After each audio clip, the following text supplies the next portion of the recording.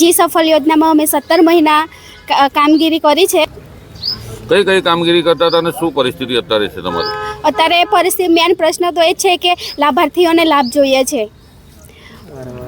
વારંવાર અમને કોલ કરે છે અને ઘરે પણ આવે છે અને પૂછે છે કે લાભ ક્યારે આપશે। અમારે લાભાર્થીને શું જવાબ આપવો? અમને આગળથી કોઈ માહિતી સચોટ જોઈએ તો અમે લાભાર્થીને ચોખ્ખી જવાબ આપી શકીએ ને। તમને છૂટા કરી દેવામાં આવે છે, શું છે ઘટના? અમને રાતોરાત જૂન મહિનામાંથી અમને છૂટા કરી દેવામાં આવ્યા છે। તમારા પરિવારની સ્થિતિ? જે રોજગારી મળતી હતી એ નથી મળતી। શું નામ આપનું? પરમાર કિંજલ। અમે જી સફળ યોજનાની અંદર કામ કરતા હતા અને અમે અંત્યોદય યોજના પરિવારના ગરીબ પરિવાર લોકો છે એમને અમે લાભ આપવા માટે કામ કરતા। અમે નસવાડી તાલુકાની અંદર 36 જણનો અમારો સ્ટાફ છે અને અમને જૂન મહિનામાંથી સ્થગિત કરી દેવામાં આવ્યા છે અને એ લોકોને હજુ લાભ પણ નહીં મળી ચૂક્યો। જી સફળ યોજનાની અંદર 3 થી 5 વર્ષનો હતો વ્યવસાય, એમાંથી બકરા પાલન, નાનો વ્યવસાય, ડેરી ફાર્મિંગ એ લોકોને હજુ પણ લાભ મળી ચૂક્યો નથી અને અમારે 36 જણનો સ્ટાફ છે એમાં દરેક એક એફસીને 70 થી 90 લાભાર્થીઓ છે, એમાંથી દરેક લાભાર્થીને લાભ મળેલ નથી।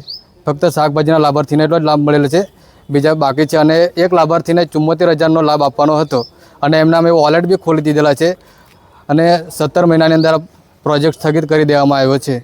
શું થયું છે તમારા પરિવારને? શું નુકસાન થયું?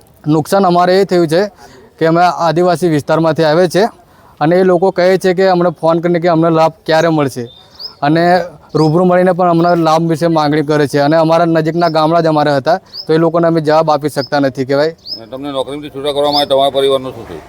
અમને નોકરીમાંથી છૂટા કર્યા એટલે અમને હજી રોજગારી બીજી મળી શકતી નથી કે હાલમાં અમારે શોધવી પડે કે ભાઈ।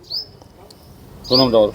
પિનકેશ રાઠવા, ફિલ્ડ આપવામાં આવ્યું છે। શિક્ષિત બેરોજગારોનો આક્ષેપ છે કે ગામડાઓના લાભાર્થીઓને લાભ નથી મળતો, તેઓ પાસે સર્વે કરવામાં આવ્યા હતા અને તેઓને પગારની પણ સમસ્યા છે। શું વિગતો?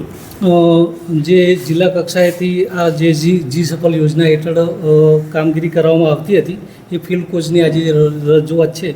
એમને આપણે 6ઠ્ઠા મહિનાથી ઓલરેડી 5/2026થી જિલ્લા કક્ષાએથી જે સૂચના મળેલી હતી એ પ્રમાણે આપણે એમની કામગીરી જે હતી સ્થગિત કરવામાં આવેલી છે અને ત્યારબાદ જે એમના તરફથી ઘણા લાભાર્થીઓનું ઓનલાઈન મેપિંગ પણ કરવામાં આવેલું હતું।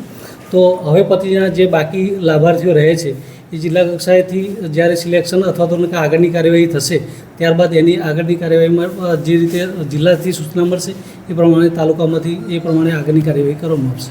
એવો નોકરી પણ જતી રહી છે, શિક્ષિત બેરોજગાર બન્યા છે, શું છે?